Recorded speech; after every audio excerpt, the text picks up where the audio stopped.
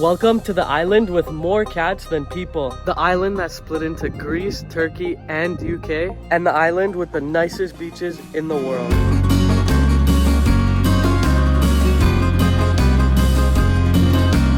So the best way to get around Cyprus is going to be a rental car. There are buses, but the journeys take really long, and usually you'll have to switch through the city a couple times, and taxis are really expensive, so your best option would be to take a rental car, which is what we did. So we just landed and we're hungry, so first things first, we're gonna go get some food from the Paphos market. Closes at 4 p.m, so let's see what we can get, see if there's anything good.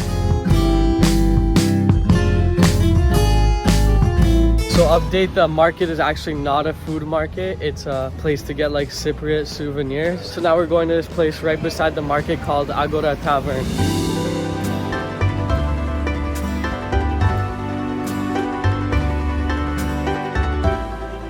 So that place is actually pretty cool. Basically what you do is you order a whole meze, and that's just a set out meal for you. They give about 4 to 5 dishes, and for the two of us it was 24 euros. Honestly, I really liked it. I thought it was really good. This place is worth coming to, and the views are really incredible.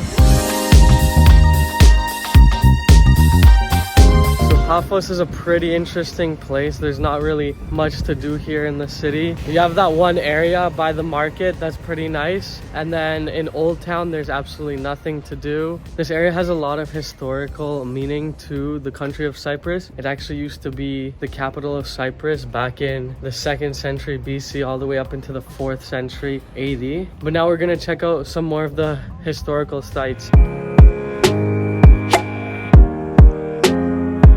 So the next spot we're heading is to the archaeological site of tombs. It costs €4.50 to get in, and a lot of the stuff here is made from like 4th century BC. It's all really old stuff. Some of the cool things about this park is that you can see some of the Greek gods' houses and the layout and what they looked like, some of the mosaics that were preserved by Polish archaeologists. This park is actually a pretty big park.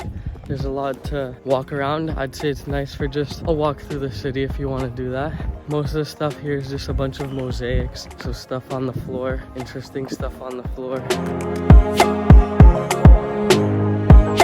The thing about Cyprus is that you need to drive on the left side of the road, which I've never done, and it's honestly so insane. I've driven through the streets of Amman, and I definitely think this is harder just because there's so much car on your left side. I don't know, it just feels so weird. It's so trippy. It's a lot harder than I would have thought it would be.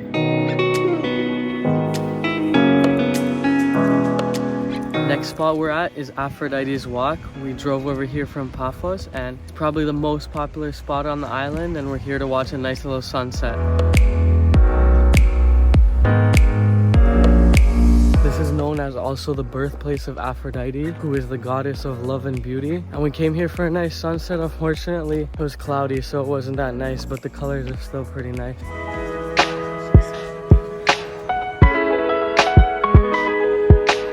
So we just ate at a place called St. George's Tavern, and this place is really cool. So they basically just give you a bunch of different food throughout your meal. They give you a bunch of different dishes, a little bit at a time, and then whenever you're done eating, you just tell them that you're done and you pay. It's so nice to try a bunch of traditional dishes from Cyprus. Yeah, they give some cool meals like goat. There's also just like moussaka, a lot of really cool meals. It's a really interesting place, and it's 22 euros per person.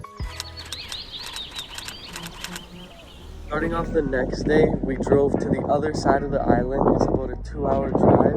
We're checking out some spots here, gonna do some beach hopping, starting off right here at Cave Greco. So the next spot, Blue Lagoon, is right beside it. Both of these spots look like really nice places to swim, cliff jump. The water is so clear, such a nice color of blue, but unfortunately it's a pretty windy day, so not really anyone is swimming today.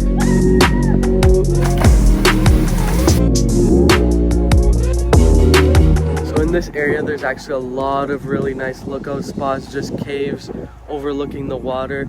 So many spots to cliff jump off of. It's actually so beautiful here. The water is so nice and clear. Definitely must stop at like spots like the Sea Caves, the Bridge of Lovers. Great, two amazing spots to cliff jump.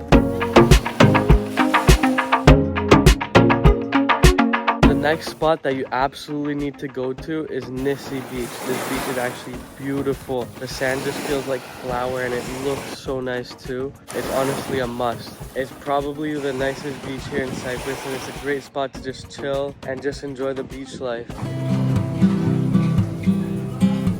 Just ate at a place by the name of Ocean Basket here in Agia Napa. Honestly, it's a really good place. The calamari, the sushi there is really, really good. I would recommend it. It's a bit on the pricey side. It was 30 euros for the two of us for a lunch. One of the reasons we went here was because it is low season. A lot of restaurants are closed right now. This is one of the only ones that actually remains open during this time. Now we've headed back to the area around Larnaca, and we stopped at the Salt Lake here, and it's honestly incredible. The best spot to be in by far for sunset. The views are so insane. You can't see on camera, but the salt is so pink and it just looks insane. Yeah, honestly one of my favorite spots in Cyprus so far.